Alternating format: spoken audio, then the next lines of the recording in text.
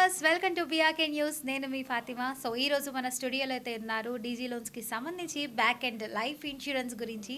సరే, అసలు ఆ లైఫ్ ఇన్సూరెన్స్ అంటే ఆ ప్రాసెస్ ఎలా ఉంటుంది, సో తీసుకుంటే మనకి ఎలాంటి బెనిఫిట్స్ ఉంటాయి, టర్మ్స్ అండ్ కండిషన్స్ ఏంటి, సో ఇవంతా ఇన్ఫర్మేషన్ బోల్డ్ అంతా మనకి ఇవ్వడానికి అయితే మన ముందైతే ఉన్నారు. So back and life insurance person. So మాట్లాడి తెలుసుకుందాం. నమస్తే అండి. హాయ్ అండి. హాయ్, మీ పేరు? నా పేరు భాగ్యలక్ష్మి అండి. ఓకే, భాగ్యలక్ష్మి గారు ఉన్నారు. మొత్తం ఇన్ఫర్మేషన్ చెప్పించేద్దాము, మీకు చూపిస్తాను. ఓకే, సో మీరు డీజీ లోన్స్లో ఎన్ని ఇయర్స్ నుంచి వర్క్ చేస్తున్నారండి? నేను స్టార్టింగ్ ఇక్కడికే వచ్చానండి.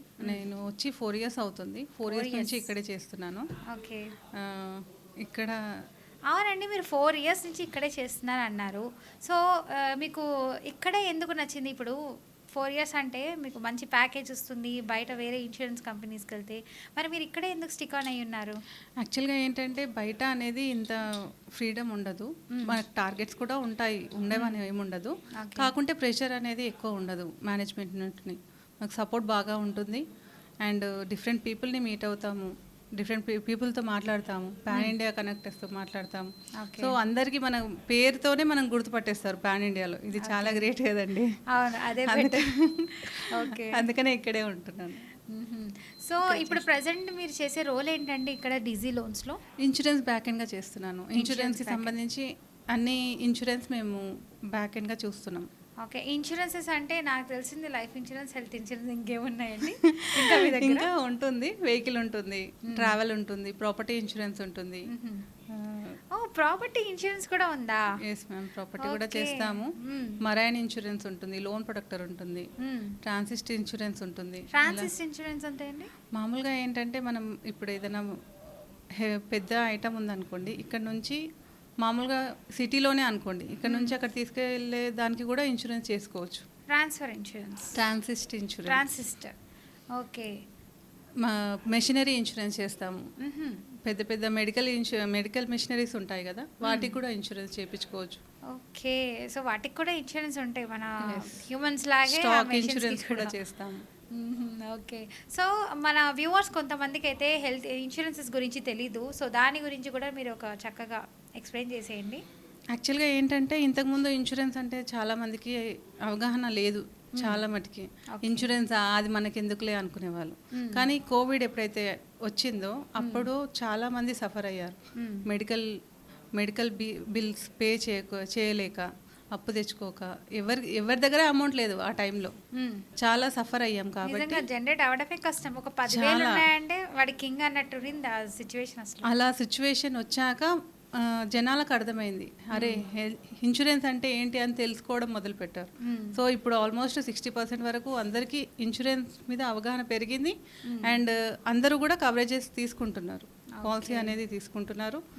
వాళ్ళకు ఏమైనా ఏం డౌట్స్ ఉన్నా మేము క్లియర్ చేస్తాము. పాలసీ ఎలా ఉంటుందంటే అన్నిట్లలో తీసుకోవద్దు. మీరు ఏదైనా పాలసీ తీసుకున్నప్పుడు అది ఏంటి, ఎలా వర్తిస్తుంది, ఇవన్నీ కనుక్కొని తీసుకోండి policies. Okay, so life insurance గురించి చెప్పండి. సో లైఫ్ ఇన్సూరెన్స్ దేనికి యూజ్ అవుతుంది, ఎలా తీసుకోవాలి దాన్ని? ఇప్పుడు మామూలుగా మన ఇంట్లో మన పెద్దవాళ్ళు ఉంటారు. ఇప్పుడు మా హస్బెండ్ అనుకోండి, ఎప్పుడైనా బయటకు వెళ్తున్నాడు అనుకోండి, ఇంత అమౌంట్ ఇచ్చి వెళ్తారు. అదే ఒక 1 వీక్ వెళ్తే ఒక 10,000 ఇచ్చి వెళ్తారు. అదే ఎప్పటికి వెళ్తే ఎంత అమౌంట్ ఇవ్వాలి? సో ఎంత ఇచ్చినా తక్కువే ఉంటుంది. తను లేని లోటు ఎవరు తీర్చలేరు. అలాంటప్పుడు ఇన్సూరెన్స్ అనేది కొద్దిగా ఉపయోగపడుతుంది ఫ్యామిలీకి. ఓకే, సో అందుకనే ఇన్సూరెన్స్ అనేది తప్పకుండా తీసుకోండి. లైఫ్ హెల్త్ అనేది మోస్ట్ ఇంపార్టెంట్ ఈ జనరేషన్లో. ఓకే, సో ఈ లైఫ్ ఇన్సూరెన్స్ అంటే ఇప్పుడు కొంతమంది డిసీజెస్తో బాధపడుతూ ఉంటారు, ఆపరేషన్స్ చేయించుకోను, లేదంటే ఏమైనా థైరాయిడ్స్, ఇట్లా కొన్ని ఉంటాయి కదా. యాక్చువల్గా ఏంటంటే లైఫ్ ఊరికే ఎవరికి పడితే వాళ్ళకి ఇవ్వడానికి ఉండదు. మామూలుగా కస్టమర్కి ఇన్కమ్ ఉందా, ఏమైనా హెల్త్ ఇష్యూస్ ఉన్నాయా, ఇవన్నీ కనుక్కొని పాలసీ ఇస్తారు. మామూలుగా ఫస్ట్ ఏంటంటే డేట్ ఆఫ్ బర్త్ డీటెయిల్స్ తీసుకుంటారు. కస్టమర్ ఏజ్ ఎంత ఉంది, తను ఎంత కవరేజ్ కావాలి, వాళ్ళ యాన్యువల్ ఇన్కమ్ ఎంత ఉంది, ఇవన్నీ చూసి ఇంత ఇయర్లీ ఇంత అని అమౌంట్ వస్తుంది. ఇయర్లీ పే చేసుకోండి బ్యాక్గ్రౌండ్గా. సో ఇంత అయితేనే అమౌంట్, సో వీళ్ళు సూటబుల్ అని. అండ్ మెయిన్లీ వాళ్ళ హెల్త్ బాగుండాలి. హెల్త్ బాగుండాలని మనం తెలియదు కదా మ్యామ్. అంటే మీకు మాకు మెడికల్ తెలియదు. చెకప్ ఏదో చేయిస్తారు మెడికల్ అన్నారు కదా. చేయిస్తారు కస్టమర్కి. అమౌంట్ పే చేస్తారు ఫస్ట్ కస్టమర్. అమౌంట్ పే చేశాక తనకు సరౌండింగ్లో దగ్గరలో ఉన్న హాస్పిటల్ సజెస్ట్ చేస్తారు. అక్కడికి వెళ్ళి మెడికల్స్ చేయించుకోవాలి. అక్కడ క్లియర్ ఆల్ ఫిట్ అనుకుంటే పాలసీ ఇష్యూ అవుతుంది.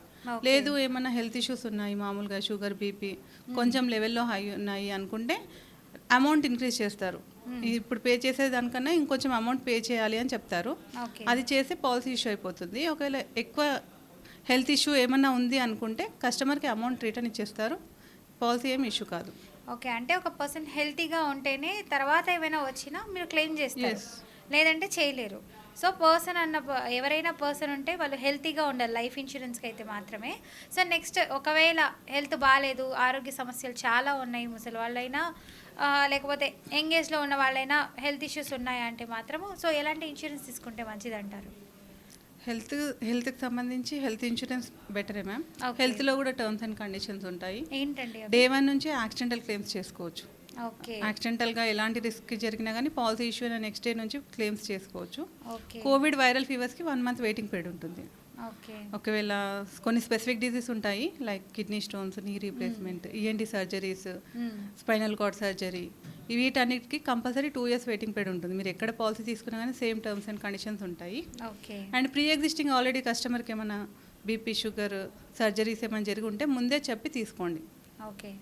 ఓకే. సడన్లీ కూడా కొంతమందికి హార్ట్ ఆపరేషన్స్ అని చెప్పి క్యాన్సర్ ఆపరేషన్స్ అని, కీమోథెరపీ ఇలాంటివి అన్నీ చేసుకుంటూ ఉంటారు కదా. సో దానికి కూడా బోల్డ్ అంత డబ్బులు 2 lakhs 3 lakhs అని ఖర్చు పెడుతున్నారు. సో అలాంటి వాళ్ళు కూడా ఇప్పుడు కొంతమంది కిడ్నీ ఇప్పుడు మీరు చెప్పినట్టు సర్జరీస్ జరుగుతాయి కదా. సో నెక్స్ట్ అయినా వాళ్ళు ఏమైనా ఈ ఇన్సూరెన్స్లు తీసుకుంటే హెల్త్ ఇన్సూరెన్స్ వాళ్ళకి అప్పుడైనా వస్తుందా? అంటే ప్రీ ఎగ్జిస్టింగ్ అనేది మెన్షన్ చేయాలి పాలసీలో. ఈ Okay, already కస్టమర్కి ఇలా surgery అయింది, నాకు ఇలా మళ్ళీ ఉంది అని అవ్వబోతుంది. చెప్పాలి. చెప్తే Okay. ఏంటంటే వెయిటింగ్ పీరియడ్ తోటి పాలసీ ఇష్యూ చేస్తారు.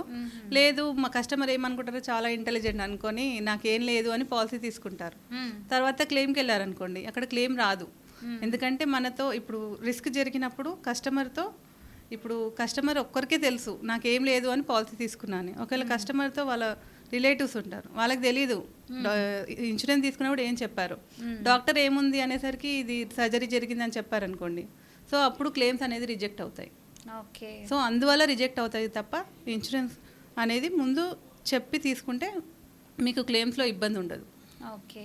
సో క్లెయిమ్స్ ఇట్లా ఏం ప్రాబ్లం లేకుండా ఉండాలంటే ముందుగానే మనం ఇన్ఫార్మ్ చేసుకోవాలి. ఓకే, ముందుగానే ఇన్ఫార్మ్ చేస్తే బెటర్ అంటున్నారు.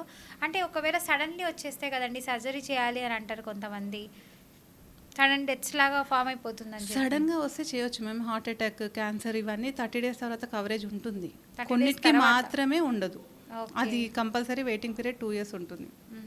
సో ఇంకా ఏమేమి ఉన్నాయండి ఇన్సూరెన్సెస్? ఈ రెండు కాకుండా లైఫ్ అని చెప్పారు, నెక్స్ట్ హెల్త్ ఇన్సూరెన్స్ చెప్పారు.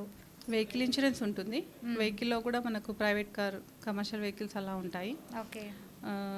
కొత్త వెహికల్స్కి ఇన్సూరెన్స్ అనేది మ్యాండేటరీ. ఇన్సూరెన్స్ లేనిదే అసలు వెహికల్ బయటకే ఇడవరు. అవును. ఓకే. ఇన్సూరెన్స్ కాపీ చూసాకనే వెహికల్ అంటే బయటకి చాలా మంది అండి నాకు తెలిసిన వాళ్ళలో కూడా వాళ్ళు కొత్తగా వెహికల్ తీసుకుంటారు, 1 day కూడా అవ్వదు, ఇలా రోడ్లో వెళ్తూ ఉంటారు, కారు గుద్దేసింది అంటారు, బైక్ కొట్టేసింది అంటారు, మొత్తం మధ్యలో డ్యామేజ్ అయిపోయింది, కారు ఫ్రంట్ అంతా పోయింది అంటారు. పాపం చాలా బాధపడతారు. అప్పుడే తీసుకున్న వెహికల్ 10 lakhs 15 lakhs పెట్టి వెంటనే ఇలా అయిందంటే మళ్ళీ 1 lakh ఖర్చు ఉంటుంది కదా. అవును. సో అలాంటప్పుడు అండి అప్పుడు ఫుల్ క్లెయిమ్ ఇస్తారు. యాక్చువల్గా ఏంటంటే మీరు తీసుకుంటప్పుడే నిల్ డిప్ ఉందా లేదా అనేది చెక్ చేసి తీసుకోండి. నిల్ డిప్ అంటే 100% క్లెయిమ్ అనమాట. షోరూమ్ నుంచి ఇచ్చేటప్పుడు 100% క్లెయిమ్తోనే పాలసీ ఇష్యూ అవుతుంది. అందులో కూడా 3 years థర్డ్ పార్టీ ఇస్తారు, 1 year ఓడి ఇస్తారు. అంటే మన వెహికల్కి ఏమైనా డ్యామేజ్ అయితే 1 year వరకే ఉంటుంది న్యూ వెహికల్స్కి. Okay. Opposite person or property ఏమైనా డ్యామేజ్ అయితే 3 years వరకు పాలసీ ఉంటుంది. ఓకే. సో అది నిల్ డిప్ తీసుకుంటే 100% వరకు ఎలాంటి రిస్క్ ఏం జరిగినా కానీ 100% క్లెయిమ్ ఇస్తారు. ఓకే. ఎందుకంటే ఇట్లా ఒక 1 year లోపల కూడా అవుతున్నాయి కదా కొన్ని యాక్సిడెంట్స్.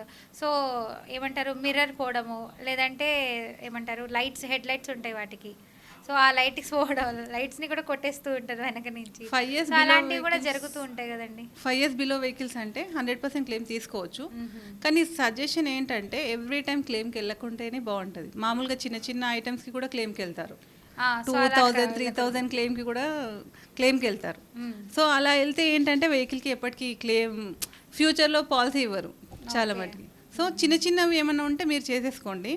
పెద్ద రిస్క్స్ ఏమైనా జరిగితే, పెద్ద డ్యామేజెస్ అయితే 100% వచ్చేస్తాయి. అప్పుడు క్లెయిమ్కి వెళ్ళండి. ఓకే. సో న్యూ వెహికల్కి అయితే 100% ఇస్తా అంటున్నారు. 100% కొంతమంది ఓల్డ్ వెహికల్స్ తీసుకొస్తూ ఉంటారు. సో మరి దానికండి ఇందులో 5 years అబవ్ వెహికల్స్కి ఓన్లీ కాంప్రహెన్సివ్ పాలసీ ఇస్తారు. అంటే 50% కంపెనీ పే చేసేది, 50% కస్టమర్ పే చేసుకోవాలి. Okay, half of amount pay చేసుకోవాలి ఇద్దరు.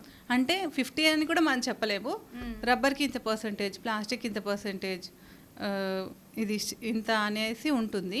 ఆ అమౌంట్ మాత్రమే కంపెనీ పే చేస్తుంది, మిగతాది కస్టమర్ చేసుకోవాలి. సో ఇప్పటి వరకు మీరు చెప్పారు లోన్ ప్రొటెక్ట్ ఎలా చేసుకోవచ్చు అన్నారు, లైఫ్ ఇన్సూరెన్స్ అన్నారు, హెల్త్ ఇన్సూరెన్స్ అన్నారు. సో ఇవి కాకుండా ఇంకా ఏమేమి ప్రోడక్ట్స్ ఉన్నాయండి డిజీ లోన్స్లో? మనకు పర్సనల్ లోన్స్ ఉంటాయి, home loans, lab, loan against property చేస్తారు, ఎడ్యుకేషన్ లోన్స్ ఉన్నాయి, ఆటో లోన్స్ ఉన్నాయి, ప్రైవేట్ బ్యాంక్స్ అన్నీ చేస్తాము. ఓకే. సో నాకు ఇంకొక డౌట్ కూడా వచ్చింది. ఇప్పుడు మీరు జస్ట్ ఒక లైఫ్ ఇన్సూరెన్స్ ఇవి అన్నీ చెప్పి అన్నారు మీరు.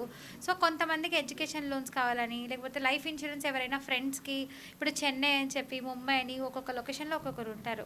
సో అక్కడి నుంచి మళ్ళీ ఇప్పుడు తెలంగాణకే వచ్చి లోన్స్ అన్నది తీసుకోవడానికి పాసిబుల్ ఉంటుందా, లేకపోతే ఎలా ఇస్తారు లోన్స్ కావాలన్న వాళ్ళకి? లోన్స్ ఏంటంటే మనకు పాన్ ఇండియా బ్రాంచెస్ ఉన్నాయండి. మనం ఇక్కడికి రావాల్సిన అవసరం లేదు. మనకు ఢిల్లీ, ముంబై, తెలంగాణ, ఇది ఏపీ, కేరళ, కర్ణాటక మొత్తం కవరేజ్ చేసాము. సో మన మేనేజ్మెంట్ చాలా ఫాస్ట్ ఉంది, ఎప్పుడో ప్యాన్ అయిపోయారు. సో అన్ని స్టేట్స్ కవర్ చేసి ఎప్పుడు కాల్ వచ్చినా అంతే. ఓకే. సో తగ్గేదే లేదు, మేము ఇదంతా ప్రొవైడ్ చేసిస్తాము, ఇవన్నీ ఉన్నాయి మా దగ్గర. ఇది లేదు అనేది ఏమీ లేదండి. పాన్ ఇండియా మనం ఎక్కడైనా ఏ కస్టమర్ కన్నా లోన్ ఇవ్వచ్చు. ఓకే, నైస్ అండి. చాలా చాలా బాగా చెప్పారు. Thank you.